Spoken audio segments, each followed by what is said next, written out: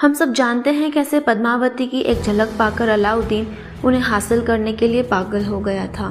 उसी तरह अलाउद्दीन की बेटी भी राजपूत राजकुमार के प्रेम में पड़कर अपना सब कुछ दांव पर लगाने को तैयार थी।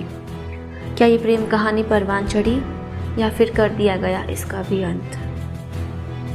नमस्कार, स्वागत है आपका स्टोरी शेल्टर के दूसरे वीडियो में। उस समय के जाबालीपुर और आज के जालोर के सोनीग्रा वंशीय चौहान राजा कानड़ देव के बेटे वीरम देव एक बहुत ताकतवर और कुशल योद्धा थे।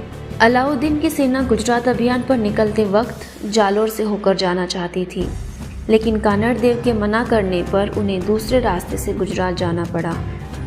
उसकी सेना सोमनाथ मंदिर को लूटकर वापस आ रही थी, तब पवित्र मंदिर में हुए कत्लेआम का बदला लेने के लिए उन्होंने अलाउद्दीन की लौटती हुई सेना पर एक भीषण आक्रमण किया और मंदिर से लूटे हुए सामान और शिवलिंग को जालोर किले में स्थापित करवा दिया।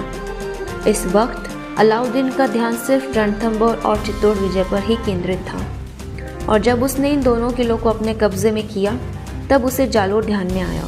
इसके कुछ वक्त बाद अलाउद्दीन ने एक भारी सेना जालोर भेजी, लेकिन इसके सेनापति ने शांति प्रस्ताव से ये युद्ध टाल दिया और कानड़ देव और वीरम देव को दिल्ली दरबार में आने का आमंत्रण दिया।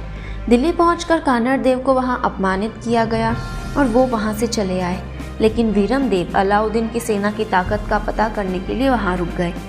वीरम देव को फिरोजा ने पहली बार यहीं दिल्ली दरबार में देखा और देखते ही वो वीरम देव पर मोहित हो गई। वीरम देव वहां कुछ महीने रुके और जब तक वो वहां थे फिरोजा पूरी तरह उन पर फिदा हो गई। उनके वहां से जाने के बाद फिरोजा ने जिद पकड़ ली कि निकाह करूंगी तो सिर्फ और सिर्फ वीरम देव से करूंगी। फिरोजा की जिद के आगे आखिरकार अलाउद्दीन को झुकना ही पड़ा और उसने इस मौके का राजनीतिक फ़ायदा उठाने और इसकी आड़ में अपनी हार का बदला लेने की सोची। उसने जालोर में कानड़ देव के पास फिरोजा और वीरम देव की शादी का प्रस्ताव भेजा, लेकिन वीरम देव ने ये कहकर उसे ठुकरा दिया कि एक तुर्क लड़की से शादी करना उसकी शान और चौहान वंश के खिलाफ है। अलाउद्दीन को ऐसे जवाब की उम्मीद नहीं थी। गुस्से से आग बबूला होकर उसने जालोर पर आक्रमण कर दिया। ऐसे प्रमाण मिलते हैं कि अलाउद्दीन की सेना 1 साल तक जालोर पर घेरा डालकर बैठी थी और अंत में राजपूत वीरों ने आमने सामने की लड़ाई का ऐलान कर दिया। राजपूत वीरांगनाओं ने जौहर किया और वीरम देव ने 22 साल की छोटी सी उम्र में ही वीरगति पाई। तुर्क वीरम देव का कटा सर लेकर फिरोजा के पास आए, लेकिन उसे वीरम को यूं देखना पड़ेगा इसकी उम्मीद नहीं थी। फिरोजा ने पूरे रीति रिवाजों के साथ वीरम देव के सर का अंतिम संस्कार किया और उसे ऐसे शोक ने घेर लिया जिसकी कोई सीमा नहीं थी। अपने दुख से उबरने के लिए उसने यमुना नदी में कूदकर अपनी जान दे दी और फिरोजा की अधूरी प्रेम कहानी यहीं ख़त्म हो गई।